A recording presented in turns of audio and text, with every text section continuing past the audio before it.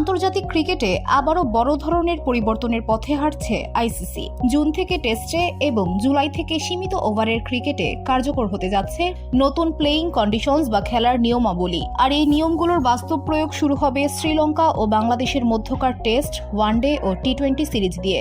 সবচেয়ে আলোচিত পরিবর্তন, ওয়ানডে ক্রিকেটে দুই প্রান্ত থেকে নতুন বলে খেলার নিয়ম আংশিক বাতিল করে ফিরিয়ে আনা হচ্ছে এক বলের ব্যবস্থাকে, যা পেসারদের জন্য স্বস্তির খবর হলেও ব্যাটসম্যানদের জন্য হতে পারে নতুন চ্যালেঞ্জ। আইসিসি এক বিবৃতিতে জানিয়েছে, ওয়ানডে ক্রিকেটে ওভারের 1 থেকে 34 পর্যন্ত দুটি নতুন বল ব্যবহার হবে। 35তম ওভারের আগে ফিল্ডিং দলকে একটি বল বেছে নিতে হবে। পরবর্তী 16 ওভারের জন্য সেই বলটি উভয় প্রান্তে ব্যবহৃত হবে।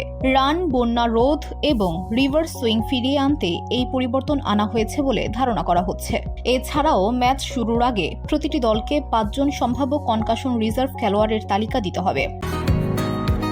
বসুন্ধরা, উত্তরা, বনশ্রী, কুড়িল ও বাড্ডা সহ রাজধানীর বিভিন্ন স্থানে অভিজাত ও অত্যাধুনিক মানের ফ্ল্যাট কেনার এক নির্ভরযোগ্য প্রতিষ্ঠান প্লেজেন্ট প্রপার্টিজ লিমিটেড।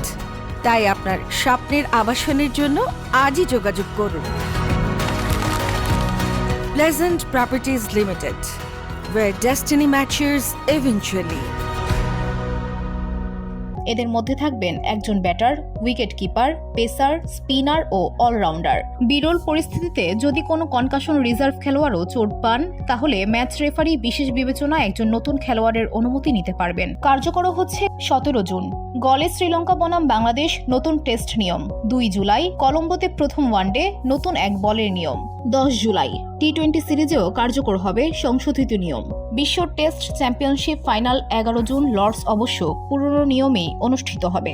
বাংলাদেশের শ্রীলঙ্কা সফরই হতে যাচ্ছে আইসিসির নতুন যুগে প্রবেশের সূচনা। ওয়ানডের এক বলের নিয়মে ম্যাচের ভারসাম্য রক্ষা, কনকাশন বদলিতে সুনির্দিষ্টতা, সব মিলিয়ে ক্রিকেটে ফিরছে নতুন ধারা। VOD Bangla news desk.